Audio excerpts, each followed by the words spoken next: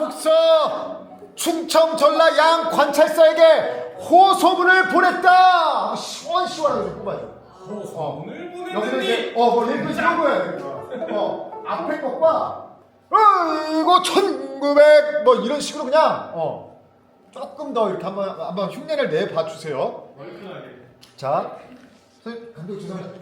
혁명의 시간 음악 그냥 시작 한 번만 다시 눌러주시기만 부탁드립니다. 네. 바로 내년도 대학원을 시작합니다. 오. 1892년 11월 1일 신동엽 선생님의 시 대서사시 금강으로 만든 시 공연이고요. 훌륭한 음악과 영상이 함께 가미돼서 말과 소리와 그리고 진짜 훌륭한 시인분들이 함께 하세요. 진짜 눈물 나는 시 낭송 기대하셔도 좋을 것 같습니다. 한박대에서 좋은 장소도 잘 이용해주시고 예.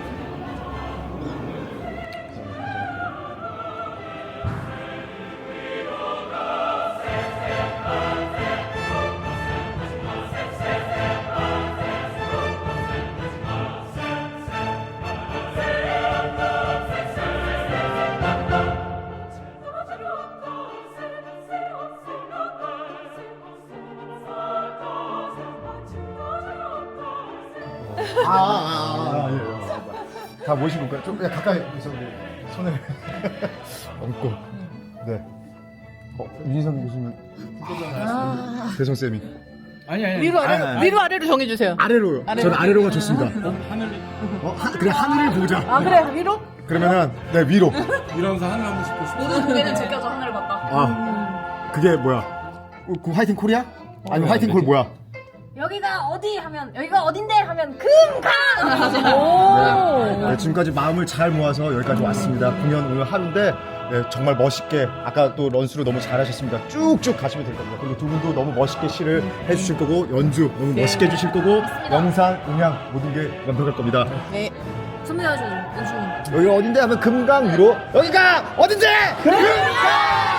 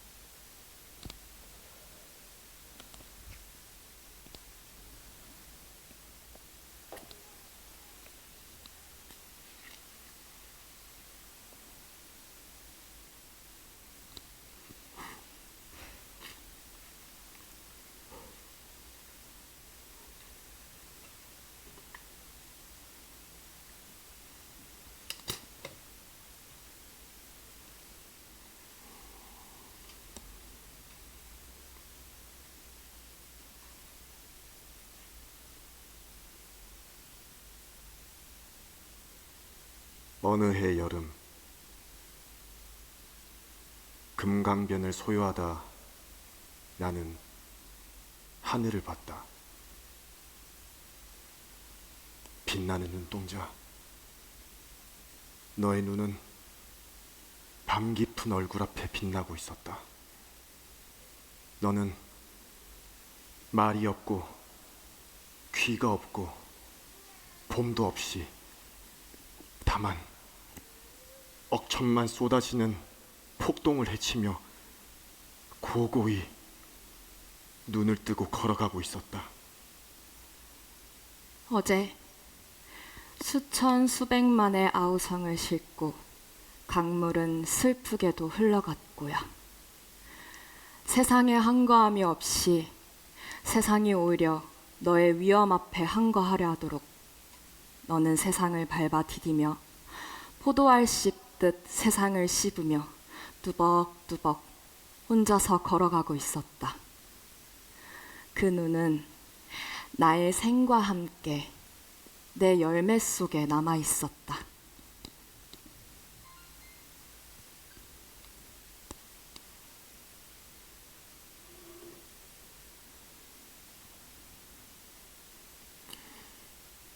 우리들은 하늘을 봤다. 1960년 4월, 1919년, 1894년. 돌에도 나무 등걸에도 당신의 얼굴은 전체가 하늘. 잠깐 빛났던 당신의 얼굴은 금세 가리워졌지만 꽃들은 해마다 강산을 채웠다.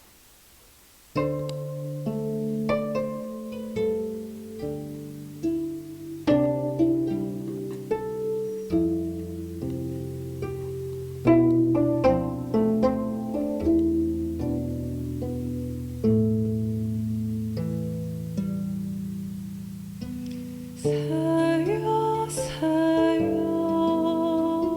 파랑 새야 녹두밭에 앉지 마라. 녹두꽃이 떨어지면 청포장수 울고 간다. 내가 지금부터 이야기하려는 그 가슴 두근거리는 큰 역사를 몸으로 겪은 사람들이 그땐 덜어 살고 있었단다. 앞마을 뒷동산 해만 뜨면 철없는 강아지처럼 뛰어다니는 기억 속에, 그래서 그분들은 이따금 이야기의 씨를 심어주고 싶었던 것이리. 그 이야기의 씨들은 떡잎이 솟고 가지가 갈라져 어느 가을 무성하게 꽃피리라. 백제 1500년, 별로 오랜 세월이 아니다. 우리 할아버지가 그 할아버지를 생각하듯. 백제는 몇 번 안 가 우리 엊그제 그그제에 있다. 백제의 달밤이 지나갔다. 고구려의 치맛자락이 지나갔다. 왕은 백성들 가슴에 단 꽃, 군대는 백성의 고용한 문지기, 앞마을 뒷마을은 한 식구, 두레로 노동을 교환하고 쌀과 떡, 무명과 꽃밭을 아침 저녁 나누었다. 시집가고 싶을 땐 들국화 꽂고 꽃가마, 장가가고 싶을 땐 정이 쓴 이슬마당에서 맨발로 아가씨를 맞았다. 아들을 낳으면 온 마을의 경사! 딸을 낳으면 이웃 마을까지의 기쁨! 서로 자리를 지켜 피어나는 꽃밭처럼 햇빛과 바람 양껏 마시고 고실고실한 쌀밥처럼 마을들은 자라났다. 늙으면 마을 사람들에 쌓여 양지바른 뒷동산에 누워선 후손들에게 이야기를 남겼다. 너희들 착하게들 살아.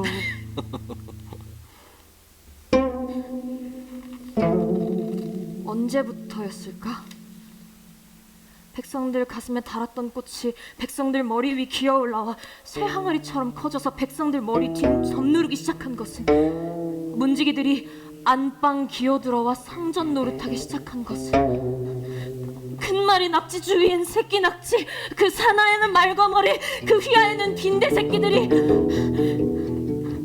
만마리의 빈대 새끼들이 이를 드러내놓고 농민 피를 빨아 아래로부터 옆으로부터 열심히 상부로 올려바쳤다. 눈먼 백성들이여, 가도 끝이 없을 눈먼 행렬이여, 눈도 코도 없이 부잣나라 지키는 문지기들이여,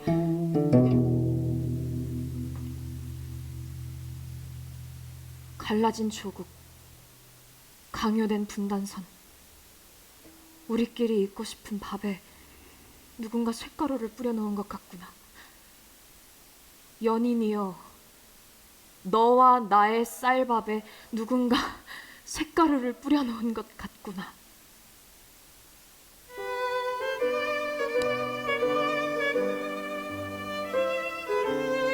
베토벤, 그는 1827년에 죽었던가.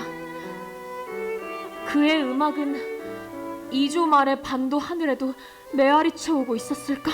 1854년 전봉주는 서해가 보이는 고부 땅 두승산 기슭에서 태어났다. 대대로 내려오는 농민의 아들, 키는 절구통 같은 오척, 시원한 이마, 맑고 두리두리한 눈동자가 벌어진 어깨 위에서 빛났다. 우렁우렁한 코는 편안한 코, 우렁우렁한 음성은 듣는 사람 살 속에 스몄다. 반도는 가는 곳마다 가뭄과 굶주림, 땅이 갈라지고 서당이 금갔다. 하늘과 땅을 후비는 흙먼지, 학대, 질병, 양반에게 소처럼 끌려다니는 농노, 학정, 뼈만 앙상한 이씨 왕가의 석양. 1862년 전봉준이 8살 되던 해 경상남도 진두에서 큰 농민 반란이 일어났다. 세금, 이불채, 부엌세간, 초가집 다 팔아도 감당할 수 없는 세미, 군포. 마을 사람들은 지리산 속 들어가 화전민 됐지. 관리들은 버릇처럼 또 도망간 사람들 목까지 이징, 족징했다. 삼천의 농민들이 대창 들고 관청에 몰려와 병사 내쫓고 아전 죽이고 노비문서 불살랐다. 정부는 병사를 더 잡아 기름고울 벼슬을 주고 다음 해 윷놀이가 한창인 정월 대보름 진주 농민 47을 묶어 교수했다. 1871년 경상도 문경에서 농민군 2,000명이 관할을 습격, 죄수들을 석방하고 노비문서 불사르고 창고를 때려 부숴 쌀을 꺼내다 농민에게 나눠줬다. 황해도, 평안도, 이곳 저곳에서 농민 반란은 터졌다. 마치 연주창처럼 걷잡을 수 없이 팔도강산 이곳 저곳에서 잇따라 터졌다. 1888년 전봉주는 동학에 입도했다.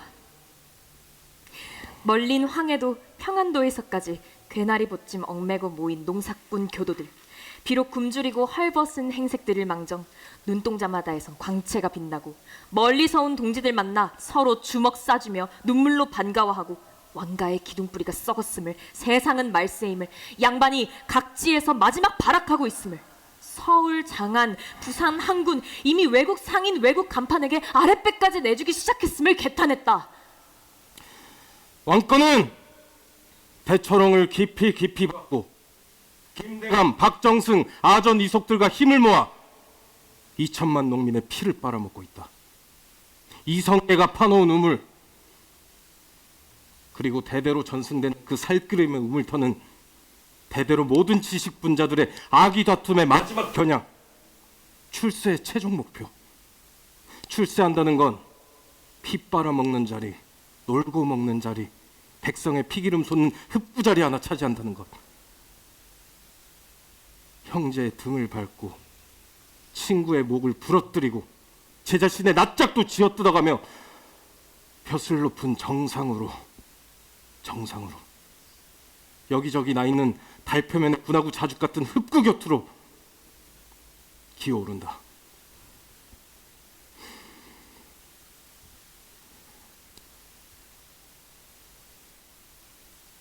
사람은 하늘님이니라. 노비도 농사꾼도 천민도 사람은 하늘님이니라. 우리들의 가슴 속에 하늘님을 모시고 사니라. 우리들의 내부에 하늘님이 살아계시니라. 우리는 각자가 스스로 하늘님을 깨닫고 아무에게도 옮기지 못하니라.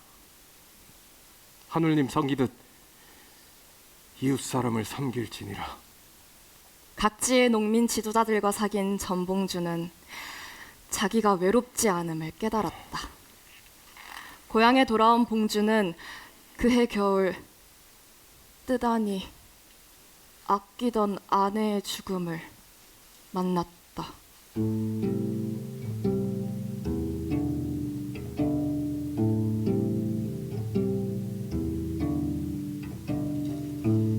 봉주는 아내의 죽음을 두고 몇 날 며칠 식음을 전폐했다. 황토현 남쪽 양지 바른 기슭, 가루 고운 흙에 자기 손으로 묻고 잔디를 입혔다. 밟으면서 울었다. 서해의 노을이 물든 석양, 그리고 달밤. 동네 사람들은 언덕 위 어른과 소년 두 사람의 그림자를 자주 보았다. 그 후 봉주는 가끔 두루마기 빨아입고 서울을 다녀왔다.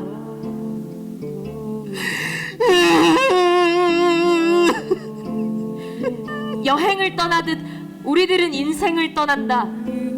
이미 끝난 것은 아무렇지도 않다. 굶주려온 사람은 알리라. 하루 이틀도 아니고 한 해, 두 해도 아니고 철들면서부터 그 지루한 30년, 50년을 굶주려본 사람은 알리라. 굶주린 아들, 딸애들의 그 흰 죽사발 같은 눈동자를 뼈를 깎아먹일 수만 있다면 1000개의 뼈라도 깎아먹여주고 싶은 그 아픔을 맛본 사람은 알리라. 이미 끝난 사람은 행복한 사람이어라. 이미 죽은 사람은 행복한 사람이어라.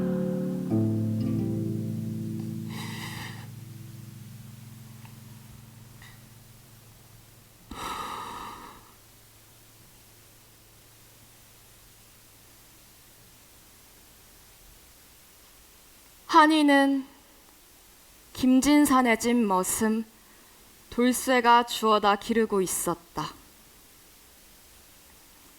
한이는 발을 조금 절었다. 서울 사는 정대감님이 오시는 날 동네 노소부녀 다 동원해서 한 달 전부터 길을 닦고 바빴다. 배가 고픈 3살 한이는 엎드려서 울었다. 연놈들이 말 잘 안 듣는다고 노발대발 호령하던 김진사가 행랑방에 뛰어들어 우는 아이 마당 밖으로 집어 던져 돼지우리 속 떨어졌다. 삼신할머니가 받았음일까? 발목 복숭아뼈가 조금 삐져나왔을 뿐 우는 소리가 뚝 그치고 한 손으로 머리를 긁으며 일어나 앉았다. 아버지에 대해선 아무도 몰랐다. 비가 오는 날 돌쇠 앞에 흠씬 젖은 여인이 나타나 무명 보자기에 싼 걸 맡기고 갔다. 아기의 손엔 콩알 만한 노리개 음방울 쥐어져 있었다.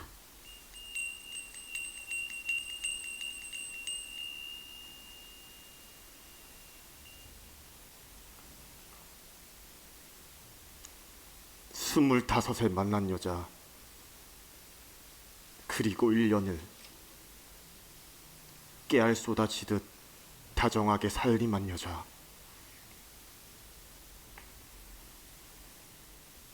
벌거벗었던 마누라의 붉은 육체에 몸부림치고 있었다. 흐느끼고 있었다. 하필이면 그 늙어빠진 김진사와. 그렇다면 그 김진사의 꼬임으로 천둥번개 우르렁거리고 홍수 같은 소나기 밤새 퍼붓던 어느 날 밤, 그녀는 품속에서 무서운 이야기를 고백했었다. 그리고 자기를 조여달라고 가슴 쥐어뜯으며 통곡했었다.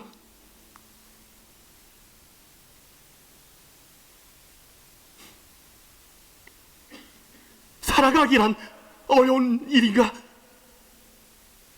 눈을 뜨지 못한 짐승, 그렇다. 우리 주위엔 얼마나 많은 눈 뜨지 못한 짐승들이 사람 탈을 쓰고 밀려가고 있는가? 허나 어찌할 건가? 우린 또 무언가? 문제는 끝나지 않는다. 한 사람만의 문제로 끝나는 것은 아니다. 그렇다면 본물을 막는 뚝이여, 너는 죄인!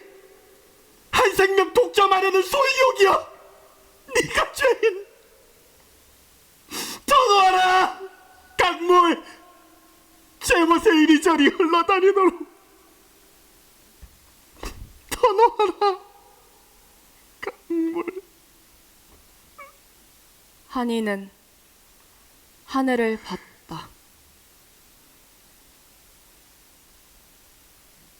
영원의 하늘, 내 것도 네 것도 없었다. 거기 영원의 하늘이 흘러가고 있었다. 아름다운 노을, 저 노을을 볼 때 우리는 이 세상 어떻게 미워할 수 있단 말인가? 어떻게 이 세상 서러워하지 않을 수 있단 말인가? 목화밭과 수수밭 사이길에서 아내는 나타났다. 조기를 한 꾸러미 들고 있었다. 이쪽을 보았다. 금강의 낙조 속에서 보았다. 웬일일까? 그녀는 돌아서서 뛰었다. 조기 꾸러미를 논뱀이 던지며 달렸다. 그녀가 솔밭 사이로 사라져 보이지 않게 되었을 때 나는 뛰기 시작했다. 콩밭이 지나갔다. 황토흙, 매, 대추나무, 우물바닥이 지나갔다. 강이 보였다. 흰 물고비, 언덕이 바위, 바위의 싸늘한 감촉, 두 짝의 흰 고무신을 보았다. 물은 조용히 흘러가고 있었다.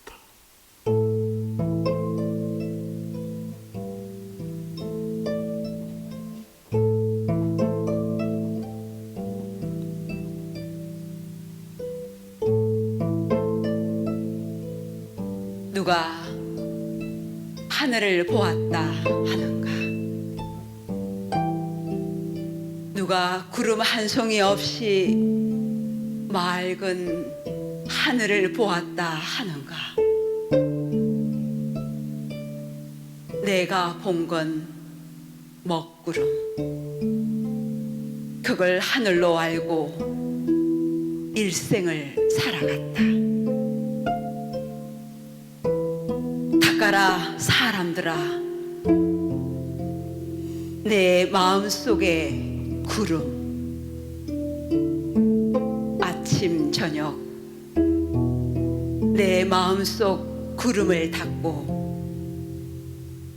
티 없이 맑은 영원의 하늘을 볼 수 있는 사람은 외경을 알리라. 차마 삼가서 발걸음도 조심, 마음 아무리며 서럽게, 엄숙한 세상을 서럽게 살아가리라. 누가 하늘을 보았다 하는가? 누가 구름 한 자락 없이 맑은 하늘을 보았다 하는가?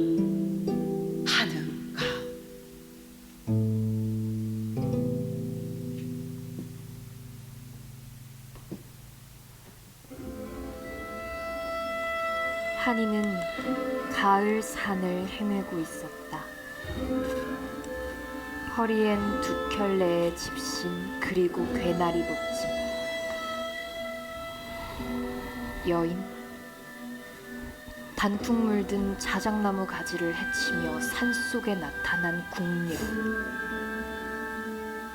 땅의 끝에서 땅의 끝으로 피란길 떠나는 행색이었을까?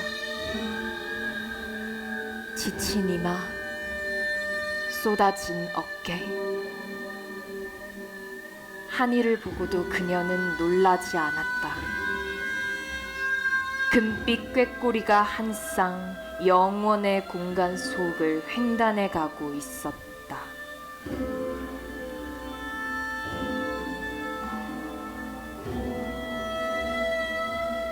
우물점이 있군요. 당신의 이마에. 언제부터 그 하늘의 그늘 생겼는지 기억하세요? 말씀해 주세요. 말씀해 주세요. 제가 어디서 와서 어디로 가는가? 제 성이 도장인자예요. 이름은 진아. 우리들의 편안할 곳은 지금 아무데도 없소. 하늘과 땅, 눈먼 구데기 때처럼 땅에 엎드려 매질 받으며 이리 채이고 저리 채일 뿐 벙어리가 된 노예들의 땅. 그러나 가십시다. 진하라고 했죠. 금강언덕 초가삼간 차령산맥 남쪽으로.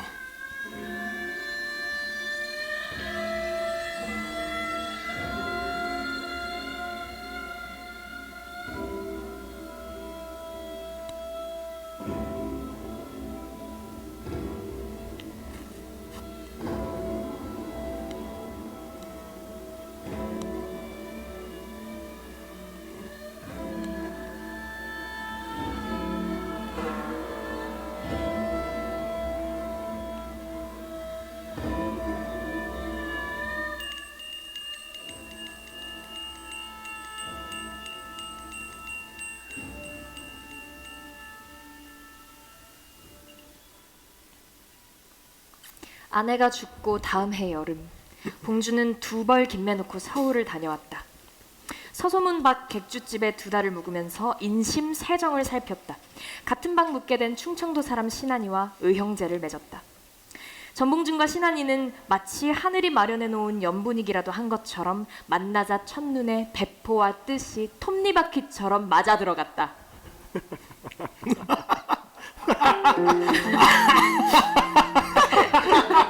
이 사람 두 살 위인 전봉준이 형, 한이가 아우. 그들은 해만 뜨면 거리 구경, 해만 지면 돌아와 등잔불 아래 엎드려 세상 얘기로 밤을 새웠다. 아이고.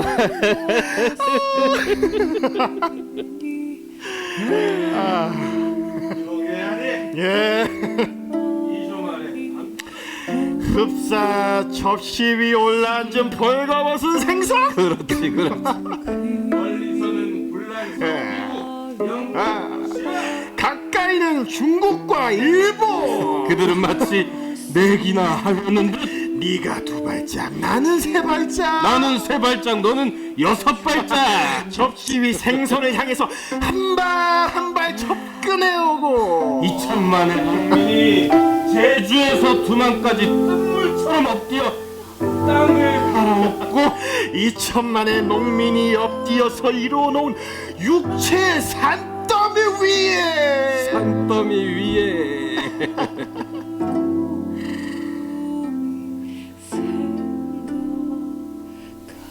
만의 반도는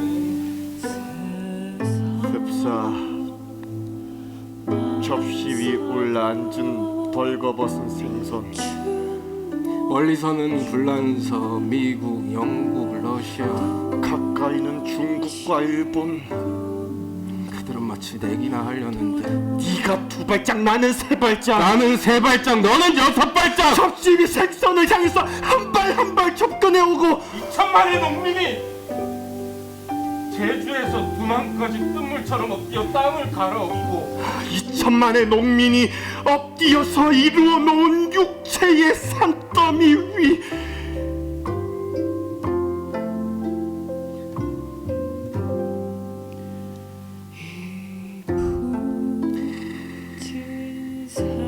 백성의 피를 빨아먹고 있다. 오늘 얼마나 달라졌는가? 변한 것은 무엇인가? 서대문 안팎 머리 조아리며 늘어섰던 한옥 대신 그 자리에 12층, 20층의 빌딩이 들어섰다는 거? 청계천, 이쪽 저쪽 우왕좌왕하던 사람들의 옷맵시가 갓에서 넥타이로 변모했다는 것밖에? 무엇이 달라졌는가? 지금도 우물터 피기름 새 쏟는 중앙도시는 살찌고 농촌은 누렇게 시들어가고 있다. 유린과 착취가 무한대로 자유로운 버려진 땅, 불성실한 시대에 살면서 우리들은 비지먹은 돼지처럼 눈은 반쯤 감고 오늘은 맹물 속에 떠 산다. 도적질, 약탈, 정권 만능, 노동착취, 부정이 분수 없이 자유로운 버려진 시대, 반도에 등을 덮은 철조망, 논밭 위에 심어놓은 타국의 기지, 그걸 보고도 우리들은 꿀먹은 벙어리. 눈은 반쯤 감고 월급의 행복 속에 하루를 떠 산다. 그날 한이와 봉준이 본 이씨 왕가의 내면도 그러한 것이었을까? 1892년 11월 1일 매서운 북풍 속서 호남평야 삼례역 3천 군중이 모였다. 보리밭 속서 충청, 전라, 양 관찰사에게 호소문을 보냈다. 제1차 신원시위 운동. 아니 지금 각 지방서는 군수로부터 양반 이루기까지 아침 저녁으로다가 싹 다 우덜 죄 없는 농민들 가산 탈취해 불고 살상 구타 능욕을 일삼고 있어라. 닷새 만에 전라 관찰사에게 기딸린 편지를 받았다. 징징징징징징. 아우 진짜 인자부터 그 관리들 헌티 fun전도 못 뜯어가게 일을 남게 그냥 그렇게 좀 아셔.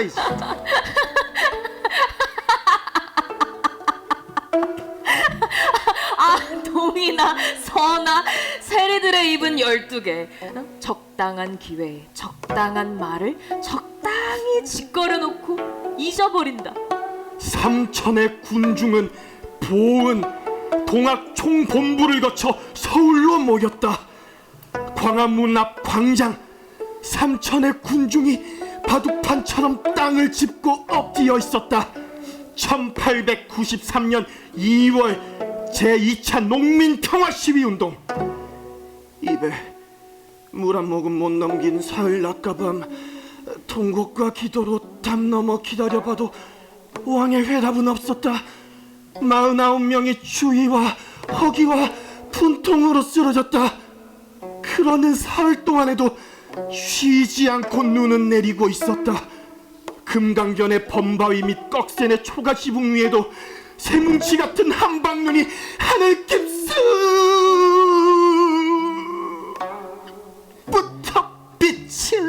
비칠거리며 내려오고 있었다. 지중해 먹 같은 수면에도 눈은 내리고 있었을까? 제정과 혁명의 소용돌이 속 푸시킨, 톨스토이, 도스토옙스키, 인간 정신사의 하늘에 황홀한 수를 놓던 거인들의 뜰악에도 눈은 오고 있었을까? 열렸시오. 광화문이 열렸시오. 사흘 동안 굳게 닫혔던 광화문이 열렸시오. 군중들은 일제히 고개를 들었다. 문은 금세 닫혔다. 들어간 사람도 나온 사람도 없었다. 그러면 그 사이 쥐새끼가 지나갔단 말인가? 아니야, 바람이었다. 거센 바람이 굳게 닫힌 광화문의 빗장을 부러뜨리고 밀어채껴버린 것이다. 그 문의 빗장은 이미 썩어 있었다.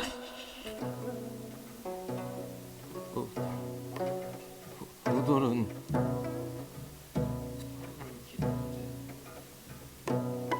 많은 동지들 쓰러져 불고 죽음은 우리 앞에 있는디 회답이 없다. 아니 우돌은 파리 새끼만도 못한 목숨 이거야? 백성의 강산이여라. 저는 광화문나 왜 우리 어지고 착한 백성의 발길을 막는단 말이야! 군중은 일어섰다. 주먹을 싸잡으며 하늘을 우러렀다. 벌판에서 솟구치는 무수한 숲, 모든 고개는 다시 더 제껴져 하늘을 봤다. 그 무수의 눈동자들은 다시 내려와 서로의 눈동자를 봤다. 눈동자, 주림과 추위와 분노에 지친 사람들의 눈동자, 서로 마주쳐 천상에서 불타는 두쌍, 천쌍, 억만쌍의 맑은 눈동자, 제3차 무저항 농민시위운동. 무엇을 보았는가? 2조 500년 억울하게만 살아온 농민들이 처음으로 자기 주먹을 보았는가? 이제야 자기 얼굴, 자기의 가슴을 보았는가? 여기저기에서 깃발이 다 묶였다! 노른자가 흰자가 암탉 품속에서 20하루를 지내면 병아리가 되어 귀염 떨며 껍질을 깨고 나온다. 한갓 노른자와 흰자이던 액체가 자기 생명을 의식하고 내일을 주장하기 시작했을 때 달걀 속의 세상은 평화가 깨어진다. 내부의 성장에 밀려나 깨어지는 달걀 껍질은 내부의 병아리 새끼를 저주하리라. 반역자라고. 자각된 농민들의 성장으로 달걀 껍질은 균열되기 시작한 걸까? 봉건 사회의 마음은 걷잡을 수 없이 동요되기 시작했다. 에이사! 하늘과 땅! 맷돌질이라 해라! 1893년 11월 전주 익산 등지에서 또 농민 반란이 일어났다. 고부에서도 일어났다. 농민들에게 저수지 물세를 배당했다. 호남지방 납세미를 배태워 보냈는데 서울 가서 되어보니 5,000석이 모자란다. 미안하지만 다시 징수하겠노라. 익산면에선 영수증 없는 3,800석의 셈이 걷어 저희끼리 나눠먹고 다시 고지서를 내돌렸다. 3,000명의 농민이 익산 관아에 모여 시위했다. 고부군에선 5,000명의 농민이 시위했다. 고부군수는 소원 들어줄 테니 전체가 해산하고 대표자 3사람만 나와 협상하자고 제의했다. 나이 많은 3사람이 자원하여 동원마당으로 들어갔다. 전봉준의 아버지 전창혁, 김도삼, 정일서. 수천 농민은 새수랑 삽 끌며 집으로 돌아가 하룻밤을 기다렸다. 이틀째도 소식은 없었다. 그 사이 새 농민은 전주로 압송됐다. 전라감사께 밀란의 장본인을 보내오니 엄치해달라는 편지와 함께 전라감사는 새 농민 대표를 형틀에 올려 반죽음 시킨 뒤 고부로 되돌려 보냈다. 고부 군수는 이미 반죽음된 세 사람을 다시 형틀 위에 묶어놓고 밤새도록 불로 지지고 줄이 틀었다. 그날 새벽 내 못 견뎌 급기 아버지가 죽었다.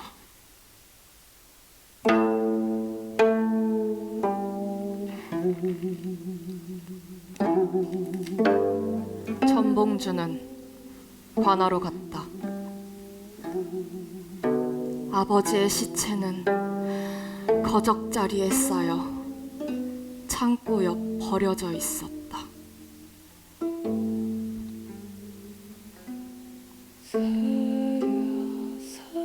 봉주는 눈물 한 방울, 말 한마디, 얼굴색 하나 까딱없이 아버지 전창혁의 늘어진 육체를 업었다.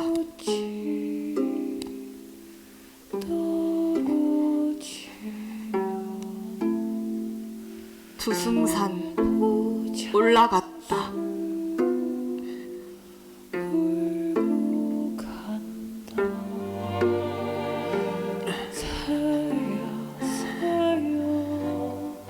언 땅을 봤다. 그리고 아버지를 묻었다.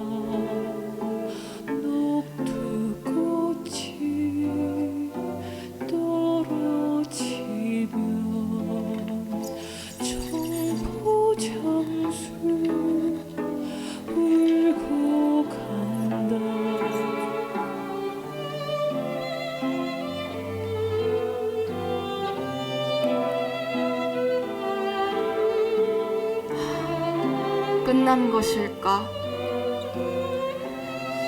봉준의 얼굴은 전날보다도 더 너그럽고 편안해 보였다. 10여일 후 고부에는 왕명 받고 고을을 뒤집기 시작했다. 남자들은 닥치는 대로 때려잡아 고기 엮듯 엮어 옥에 가두고 부녀자는 총칼로 겁탈하고 집엔 불을 질렀다. 봉주는 먼 빛으로 보았다. 불에 쌓인 자기 집, 그리고 밤하늘 아름답게 수놓으며 불타는 자기 마을과 이웃 마을들.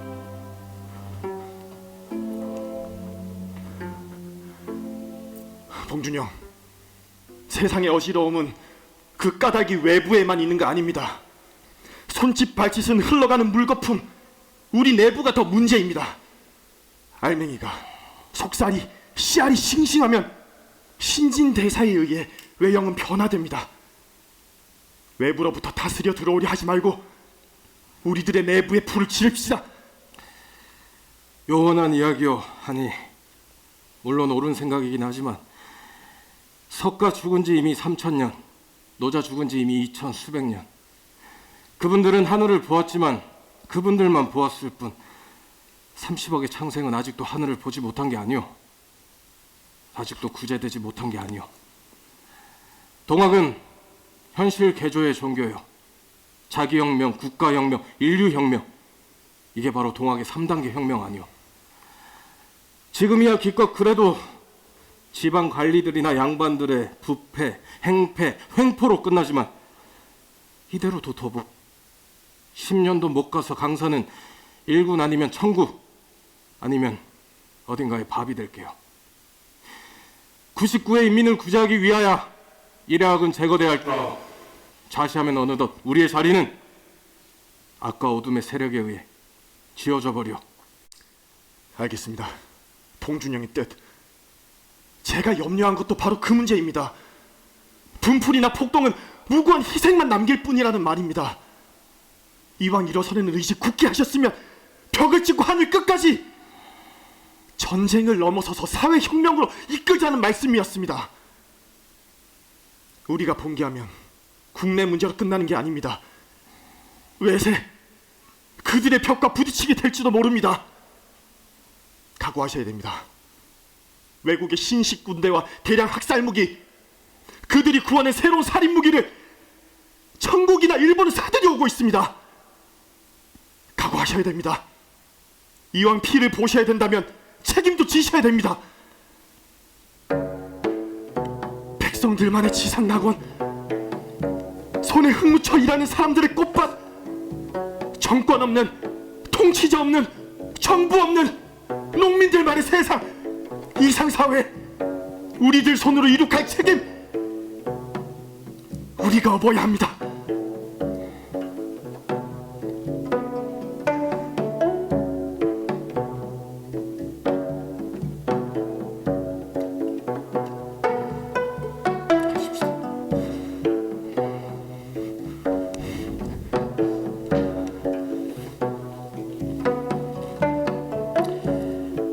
오늘의 고관들은 나라를 생각지 않고 노기를 도둑질하며 아첨을 일삼아 충고하는 선비를 간신이라 배척하고 정직한 사람을 뒤돌아 트집 잡아 안으로는 나라 생각하는 인재가 없고 밖으로는 학정에 간만 늘어가니 인심은 갈수록 변하여 들어앉아도 편한 날이 없고 나가도 도신의 길이 없도다.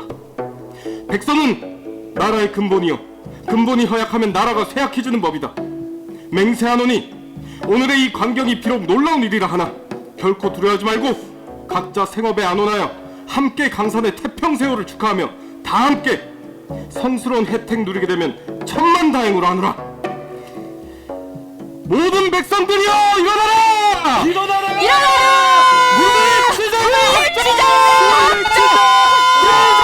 모든 백성을 하늘에 밀라! 물리치자!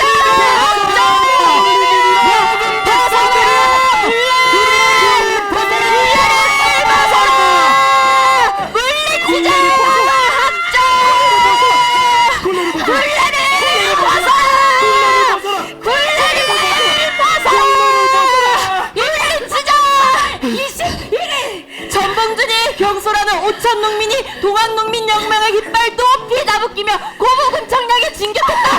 언제 끝날지 모르는 농민혁명의 서곡은 그 반도의 첫 보수가 됐다. 울돌목 성남 밀물처럼 관할을 향해 달려들어갔다. 울돌목 그렇다. 목포에서 배 타고 제주 가본 사람은 알리라.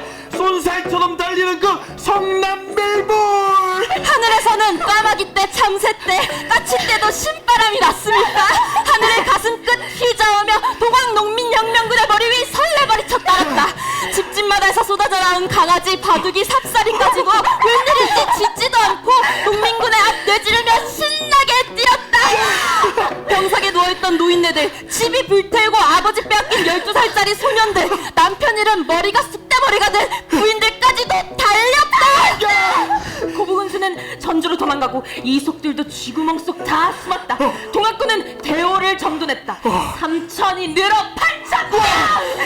농민 주력부대는 바로 백산을 향해 진격했다. 진격! 서울갈 샘이 수십만 석이 쌓여있는 농민군이 이르기 전 백산에서는 100여 명의 관병들이 환영깃발 들고 심리밭까지 나와 농민군을 영접했다. 꽃다발 쏟아지는 무혈입성! 전라땅 곳곳에서 농민들, 말땅 관리들이 벌떼같이 나와 관할을 점령하고 농민군 주력부대 합세하여와 한 달 후 전주성에 무혈 입성할 땐 농민군 총수 12만 명!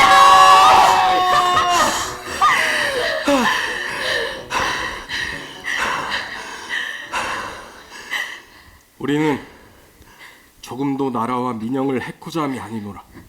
나라와 인민을 가난과 시달림에서 구출하고 이 강토에 만민의 평등과 생존의 권리를 실현시키고자 함이 그 목적이라.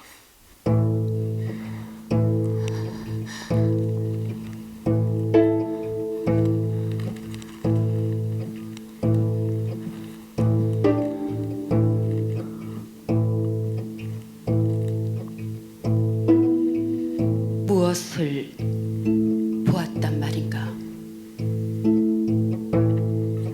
얻어맞았단 말인가? 깨어졌단 말인가? 깨진 항아리 속에서 무엇을 보았단 말인가?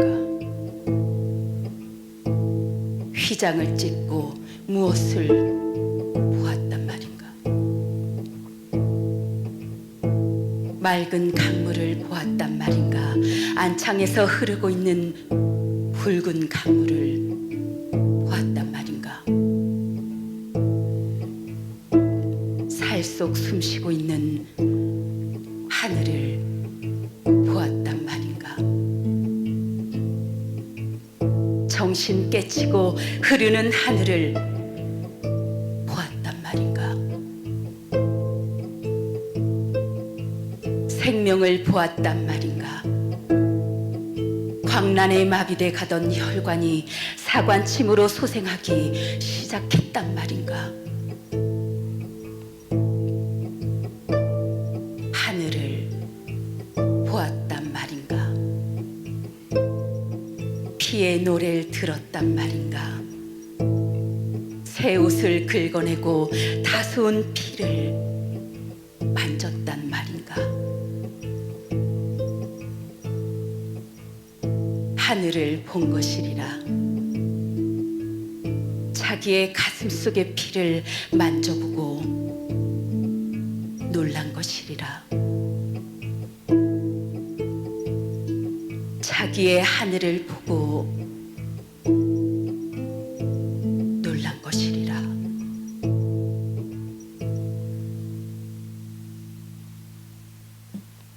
백권, 천권의 책을 뒤져도 우리들의 문제는 끝나지 않는다. 헤매도 헤쳐도 두들겨도 찢어도 그래도 남는다. 연민, 누가 누구를 구제한단 말인가?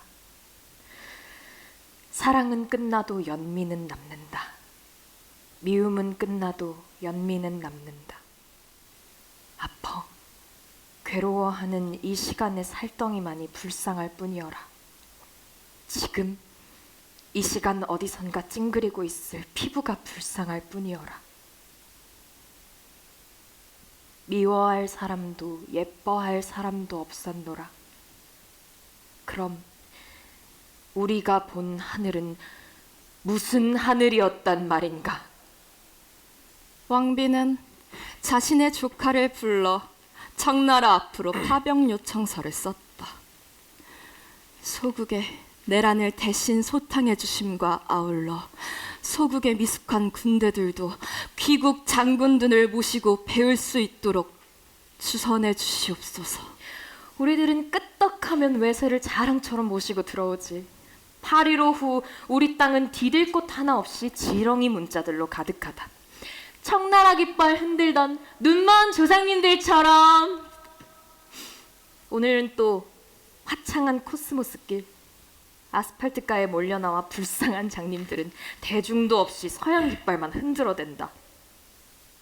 그대들이 만져본 건 역사의 껍데기. 알맹이는 여기 언제나 말없이 흐르는 금강처럼 우리의 노래 우리끼리 부르며 누워있느니라. 청군 6,000명이 양총 들고 상륙한다. 그리고 남진.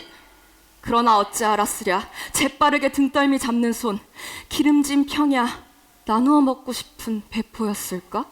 아니면 통째 혼자 먹고 싶었을까?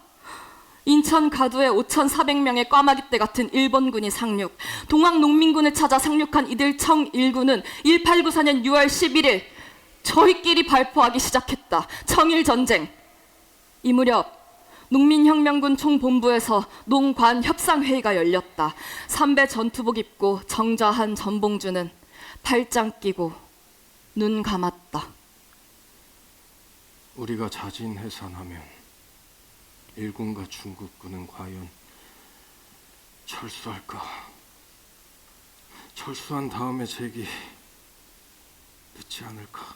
양측 대표는 협정사에 서명을 마쳤다. 전라도 53주에 집강소를 설치, 동학교인이 이를 맡아 민정에 참여한다. 탐관오리는 낱낱이 들추어 엄징한다. 모든 토지는 농민에게 평등 분배한다. 7반 상놈 제도를 뜯어고치고 노비의 허정 문서를 불살라버리며 백성은 해랭이 꼭 쓰지 않아도 무방하다. 과부의 개간을 허락한다. 무병 잡세를 일체 거두지 못하며 모든 채무 관계를 백지로 돌린다. 외국인과 단통하는 자를 엄벌한다. 자, 그럼 우린 싸울 필요가 없어졌습니다. 우선 호남 땅에서만이라도 동학과 농민의 꿈은 쟁취됐습니다. 오늘 밤 안으로 우린 전주성을 비웁니다. 선정 베푸시오. 집강소를 가지고 우리가 살펴봅니다. 한이는 봉준의 뒤를 따라 덕속길 걸으면서 울었다. 한이는 조국을 보았다. 끝나지 않는다. 그 길로 서울 밀고 올라가 중심 도려내야 했습니다, 봉준이 형. 전주성에서 머물거리지 말고 그 길로 서울 직충했다면 우린 벌써 20날 전에 한양성 점령할 수 있었죠. 외세가 상륙하기 전 중앙의 동학농민혁명회를 조직하고 동과 서에 국제사다리 내를 거쳤다면 이제 늦었습니다, 봉준이 형. 어쩌실 셈입니까? 한이의 눈동자를 그리고 자기의 내부를 그 긴 역사를 번갈아 보던 봉준. 옳았어. 그때 한이 말이. 그러나 호남이 일원에서만이라도 집강소의 설치로 동학의 꿈 열매 읽는다면 조금만 더 두고 기다려 봅시다. 국제의 바람과 구름. 지금 이래야 뭐 달리 택할 길도 없지 않소. 길은 아직 있습니다. 많이 아니라 5만이 와도 이 나라 풍습과 지리에서 소외당한 그 검은 바지, 청색 저고리, 아무리 기관포 대포로 둘렀다고 해도 반발란해듯 반란해서 망태 속 넣기란 쉽습니다. 유격전으로 동에서 서에서 남에서 북에서 가슴에서 온 백성은 산천은 우리 편입니다. 봉준이 형, 50-60명씩 200여 개의 유격대로 나누어 북상시키십시오. 아직 늦지 않았습니다. 고맙소, 하니. 허나 그보다 더 다른 길도 있을 것 같소. 맡겨주오 내게. 그동안 수고했어. 1000명 아마 쉬다시 만나지게 될 날이 있을 것 같구려. 청일전쟁이 일본의 승리로 끝나고 반도에서 청군이 퇴각한 후 일본 군대는 1894년 9월 충청남도 서산에 상륙, 금강 방면으로 내려왔다. 때를 같이하여 서울에서도 3천의 왕병과 5천의 일군이 남진. 전봉주는 호남 일대의 전 농민군에게 긴급 동원령을 내렸다. 조선의 전체 동학 농민군이여! 어서 무장하고 10월 5일 밤까지 논산벌로 모여라! 외적을 몰아내자. 썩은 왕실을 도려내자. 우금티 고개에서 동학군은 악전고투했다. 불을 뿜는 왜군 제5사단의 최신식 화력, 야전포, 기관총, 연발소총, 수류탄, 꽃이 지듯 mid없는 어둠으로 수백 명씩 만세 부르며 흰 옷자락 나부껴 수천 명씩 차례차례 뛰었다.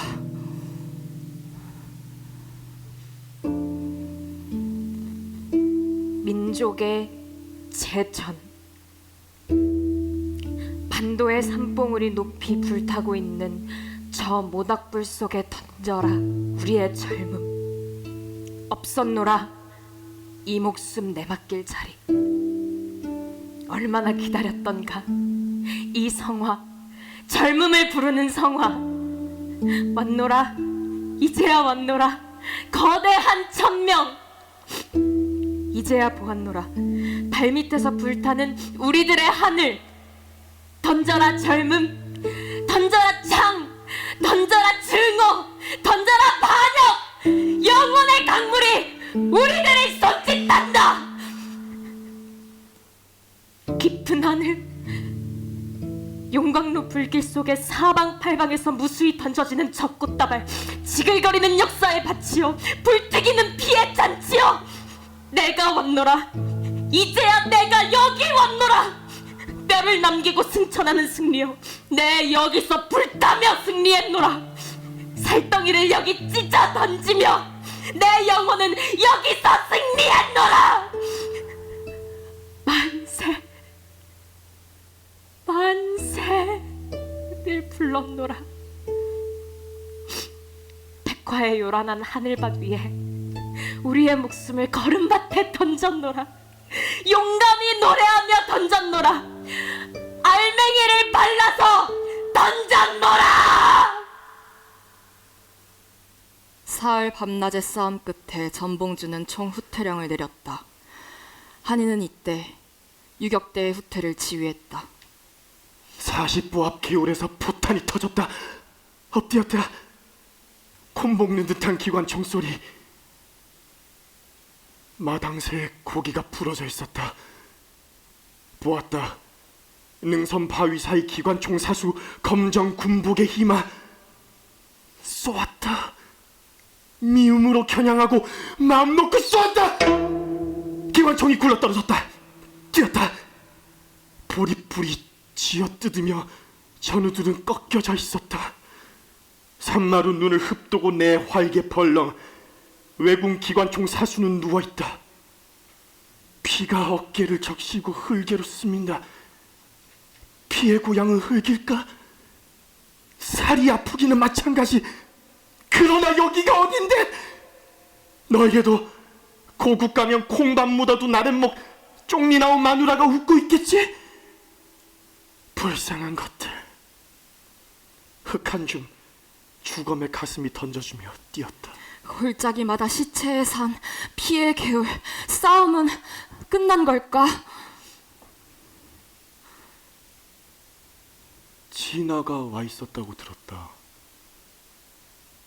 앞치마 두르고 부녀자들 속에 섞여 동학군에 밤 나르고 있었다고 한다. 장터에 이르렀다. 어제까지 수백의 안약들이 국을 끓이고 부상병을 치료하던 장터는 홍수 지나간 갯벌처럼 쓸쓸하였고 수십 개의 가마솥, 생솔까지 꺾어 만든 막사들만 주인 잃고 쓰러져 있었다. 진아는 어디 갔을까? 그리고 그 많던 안악들은, 또 부상병들은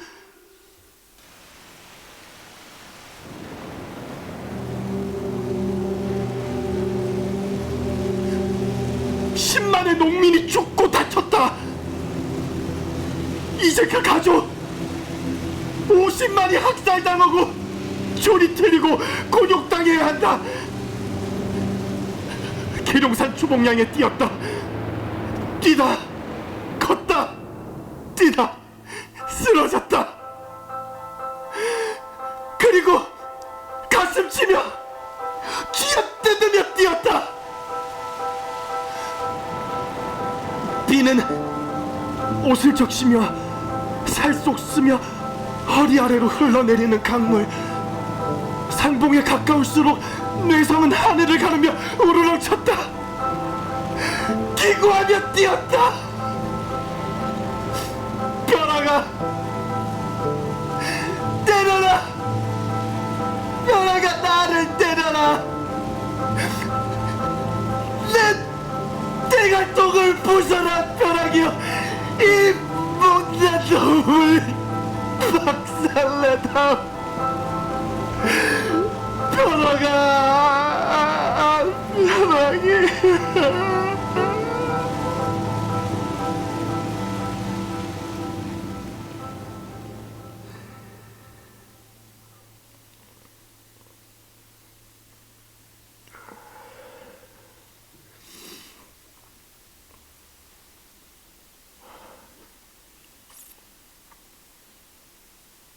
정신이 맑아왔다. 비는 먹고 하늘은 맑았다. 아침 눈부신 태양이 저 먼 동쪽 산마루 위에 떠 있었다. 저 태양은 영원한 걸까? 금강의 부드러운 물구비가 멀리서 희게 빛난다. 아무 일도 없었다는 듯 평화로이 흘러가는 강물.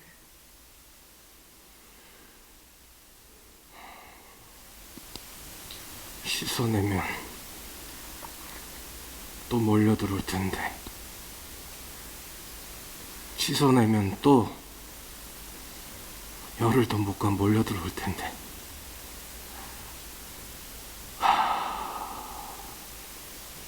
이 맑은 피로만 채워줬으면 좋겠는데.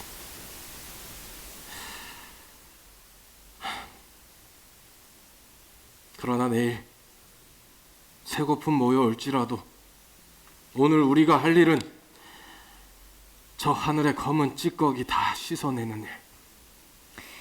1960년 4월 우리의 남이가 소방차 앞에서 허리를 꺾었다. US에 상표 찍힌 탄환이 그의 어깨를 쪼갰다.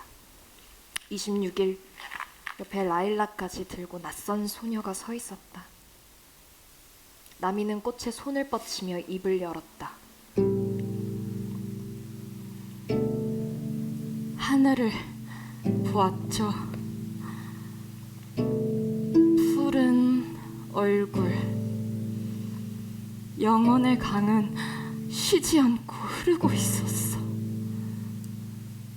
우리들의 발 밑에, 너와 나의 가슴 속에.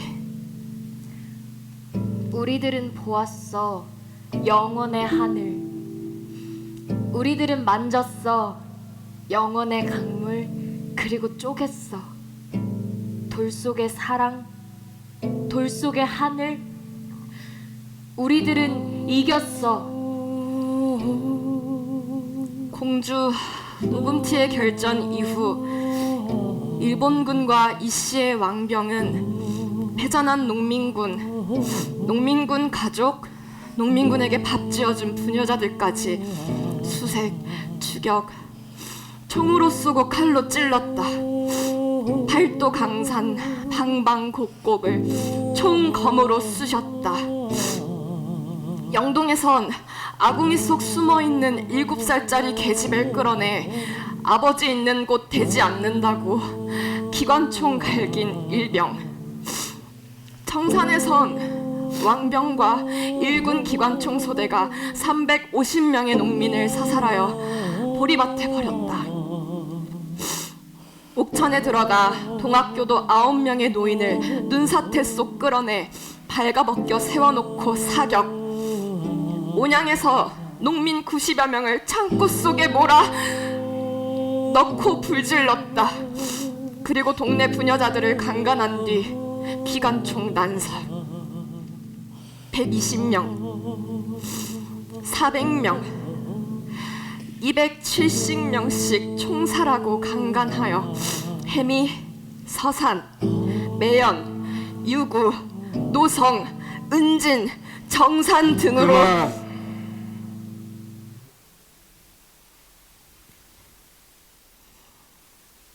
이제 그만.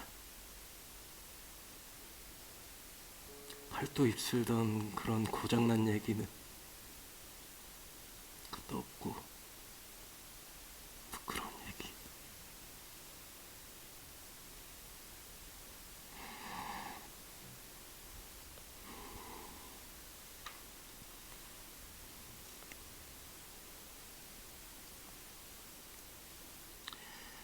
동지들! 고향으로 돌아가. 재기의 날 기다리고 있어 주어.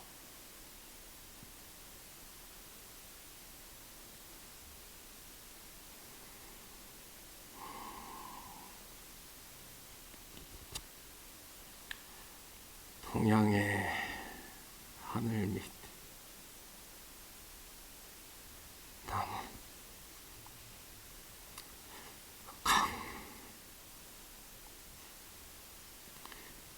물론 바람 연기 내년의 풍년을 알리는 한방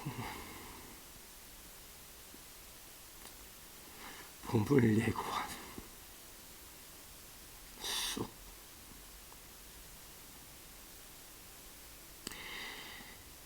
진달래 뿌리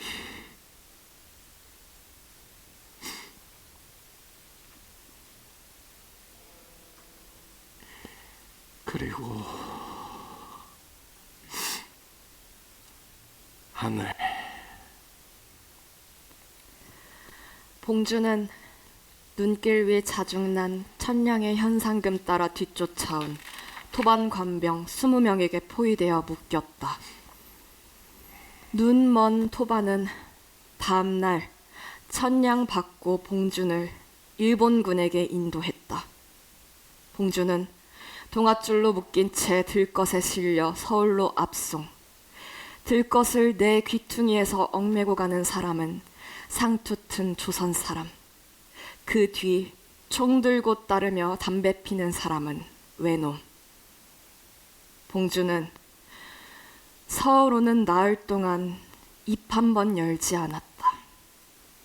눈은 감은 채 물 한 모금, 담배 한 모금 입대지 않고 조용히 그림자처럼 정자하고 앉았다. 1895년 3월 29일 아침부터 줄기차게 비가 왔다. 오후 3시 돌문 밖 질경이랑 반지꽃이랑 냉이랑 예쁘게 돋은 흙언덕, 높은 장대 위. 그는 목매이기 직전 한마디의 말을 남겼다.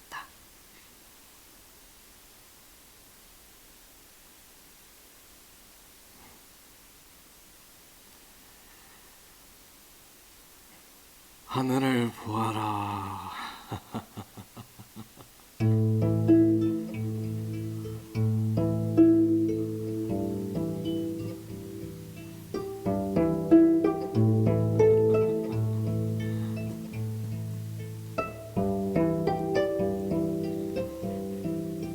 덮고도 싶었으리라 굴레, 찢고도 싶었으리라 알살 덮은 쇠항아리. 찢어진 쇠항아리 사이로 잠깐 빛난 하늘.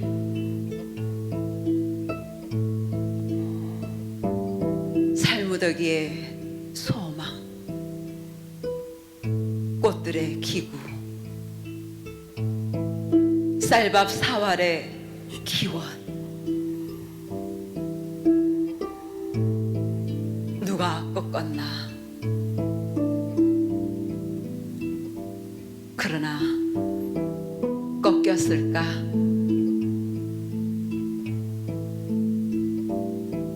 미랄 한 알이 썩지 않으면 언제까지나 한 알로 있을 뿐이나, 땅에 떨어져 썩으면 더 많은 미랄 새끼 치느니라.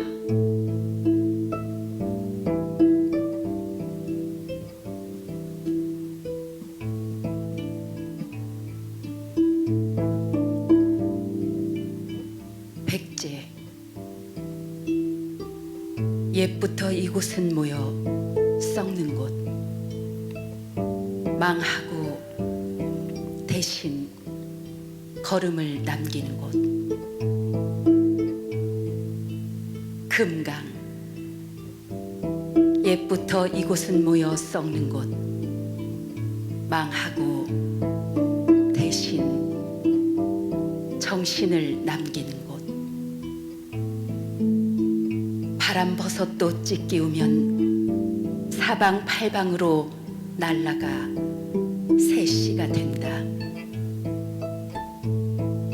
그러나 찢기우지 않은 바람버섯은 하늘도 못 보고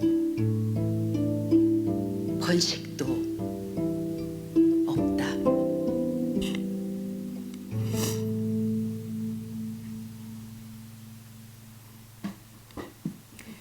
진아는 금강가에 서 있었다. 살아있을까 하니는 아직. 그리고 나 생각할까?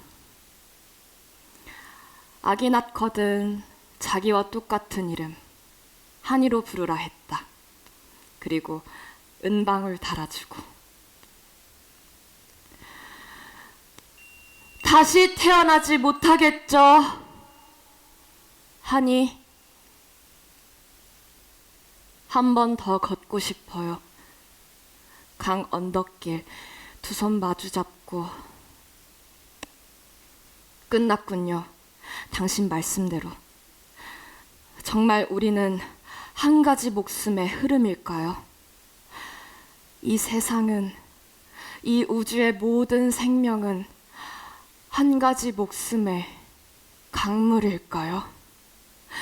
그래서 삶도 죽음도 없는 걸까요? 영원한 바람만 있는 걸까요?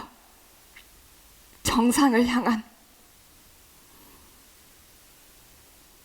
당신도 나도 한 가지 강물의 흐름에 도단한 잠깐의 표정일까요? 그럼 구태여 혁명까지 조직하셨어야 했어요? 한 모서리 희생을 치러야 하는. 잘 모르겠어요. 당신을. 진아는 아들을 낳았다. 북슬북슬한 아기 한이. 옛날 한이가 그랬었듯 꼬마 한이의 탐스런 손목에서도 조그만 음방울 떠날 날 없었다.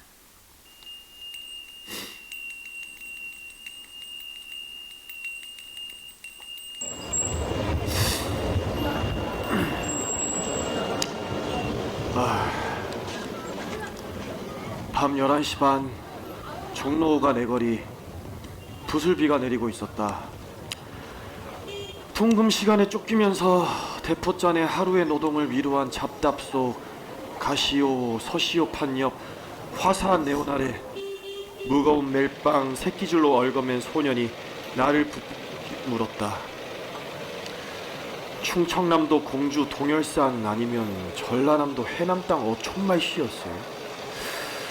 죄 없이 크고 맑기만 한 소년의 눈동자가 내 콧등 안에서 비에 젖고 있었다.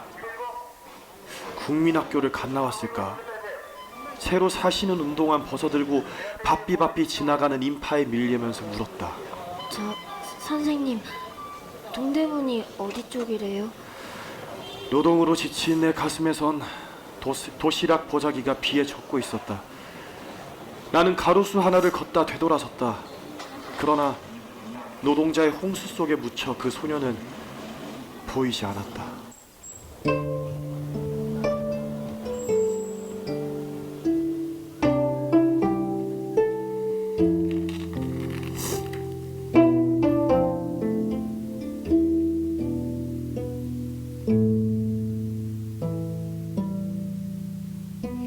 사야 사야 1894년 3월 우리는 우리의 가슴 처음 만져보고 큰 힘에 놀라 몸뚱이 알맹이채 발라 내 던졌느니라.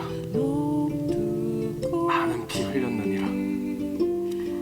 1919년 3월 우리는 우리 가슴 성장하고 있음 증명하기 위하여 팔을 걷어붙이고 얼굴 닦아 보았느니라.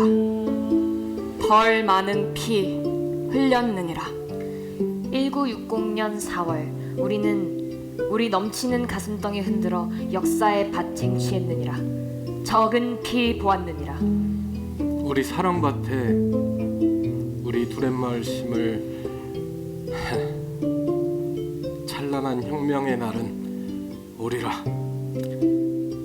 그럼 안녕. 언젠가 또다시 만나지리라. 노동하고 돌아가는 밤 11시 합승 속 혹 발등 밟을지도 몰라. 용서하세요. 그럼 안녕. 안녕. 서해안으로 뻗은 저녁 노을의 들길, 소담스럽게 결실한 붉은 수수밭 사이길에서 우리의 입김은 혹 해후할지도 몰라. 새야